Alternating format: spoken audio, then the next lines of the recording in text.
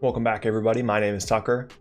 In today's video, we're going to be brutally honest about the 2020 NBA draft, because everybody does a draft video, right? Every time you look on YouTube, there's all these different people, winners and losers, what we learned about the NBA draft. That's not what we're doing today. You know, sometimes, you got to step it up a notch, and you just got to be really assertive about your takes. You got to let people know what's really going down, and we're going to be brutally honest about the 2020 NBA draft tonight. But quickly, before the video gets started, if you enjoy content like this, then consider subscribing. I upload twice a day, every day, throughout the entire NBA offseason. Also, if you enjoy the content, like the video.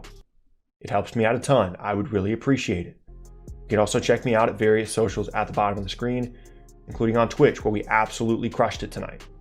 With that said, let's go and get started with the video. So the first thing that needs to be said about this draft is there was some idiot that was saying that this draft was going to have so much movement at the top, and it was going to be one of the most exciting and unpredictable drafts that we'd seen in years. Someone even said that this draft would set the record for the most trades in a single draft. Where were the trades? Where was our number one overall pick being traded? Our number two, our number three overall pick being traded? Where was all the movement up and down? Where was Boston packaging their picks together and moving up? Where was Dallas making a big move in the draft to go get another player? Where was someone trading up into the top 10? New York going to get LaMelo? Where were all the trades? Woj, Shams, what were we doing? Asleep at the wheel? What are the GMs doing? Asleep at the wheel? I don't understand it, and I don't understand the predictions being made either about how this was going to be such an exciting draft. What are we doing? I guess we'll talk about the teams now. I mean, number one, Minnesota selects Anthony Edwards. Congrats. Deja vu all over again. You got Andrew Wiggins. Congratulations. You got Andrew Wiggins, but the version that doesn't even like basketball, doesn't even want to play basketball, wants to rap or play football. Congrats. Enjoy that. See how that feels the second time around. Number two, the Warriors. You get James Wiseman. Yeah, this is the guy that, big time high school star, right? Goes to college, big time player. Doesn't play a ton in college. I'm sure he's really going to enjoy fitting into the Warriors system and averaging 10 and 7 for the first 3 years of his NBA career. No possible way that goes wrong, because every time we see a highly touted high school guy, get drafted to a team that just wants him to rebound and score in the paint, that goes perfectly well, right? Yeah, that should go well. Number three, Charlotte, you get LaMelo. Congrats. That's exciting. What's the most exciting thing about that entire thing?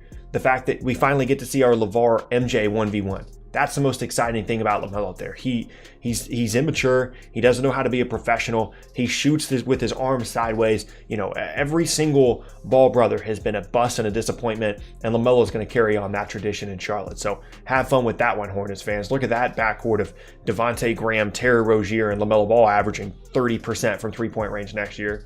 Congrats on that one. Number four, Chicago selects Patrick Williams. I'm not sure what's the bigger reach. Taco Fall's wingspan or this pick. As soon as it was selected, it was the Cam Johnson of this draft. As soon as the pick was made, everybody's looking around like, they did what? Made absolutely no sense. This was the pick that nobody wanted. Nobody wanted to be fourth. That's why we thought there was going to be so much movement to get into the top three in this draft. And I mean, of course the Bulls screwed it up, because why wouldn't they? Number five, Cleveland, Okoro. This guy might as well not even cross half court on the offensive end of the floor. Yeah, he can defend. Congrats. You can have 5 players on that end. But on offense, he might as well stay under your basket. Congrats. You're going to be playing 4-on-5 every time your top 5 pick is on the court next year. Enjoy that one. Number 6, Atlanta. Got a backup 5-man with the 6th overall pick.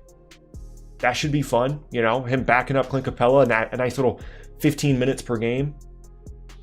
That should be fun. Maybe they should try and, run this one back and trade him along with Trae Young for Luka. Maybe they should just throw that extra pick in there, see if that goes well for him. Number 7 now, Detroit.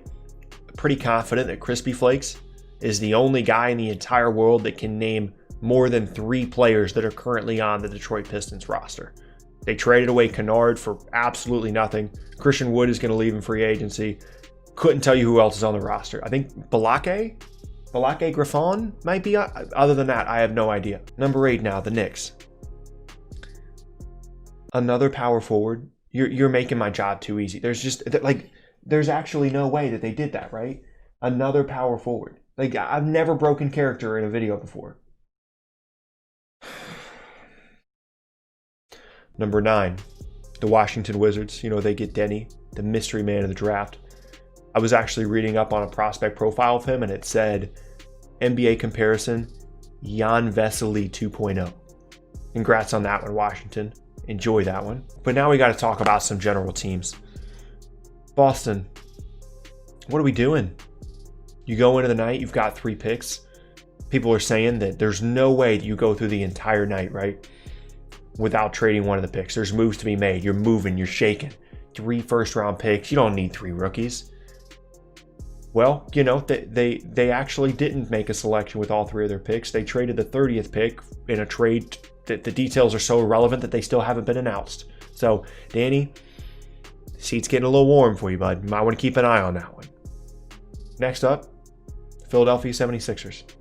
Everybody's all excited because they traded away Al Horford, right? And they finally got rid of that contract, dumped it like a bad breakup. You traded away a 2025 basically unprotected pick. I've never seen a fan base so excited about trading away a 2025 basically unprotected first round pick. Maybe try not signing the 40-year-old guy to a contract worth $50+ million a year. Maybe we'll try that one on for size next time, Philadelphia. Nothing to be excited about there. I don't understand that one.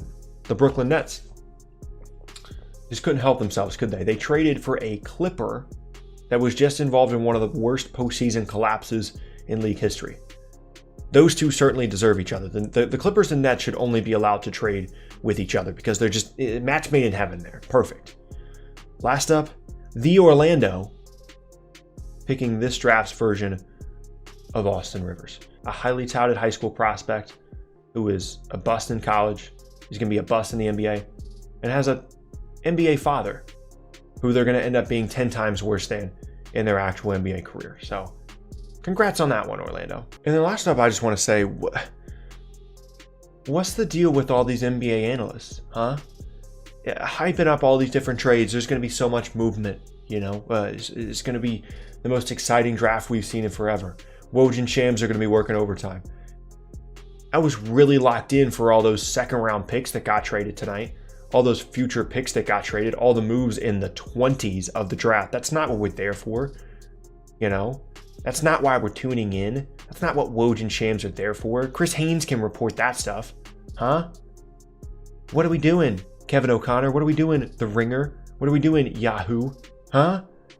You can't play with our hearts like that, you know? I mean, some of us kind of live off this stuff, man. Like we need exciting stuff to happen in the draft. And when the draft starts and we don't have a pick until pick 17, can't play with us like that, okay? Just warning you for next time. Can't play with stuff like that. Messed up. With all those things said, hope you guys enjoyed the video. If you missed any of my previous videos, be sure to check out the boxes on screen. And I'll see you all next time. Maybe.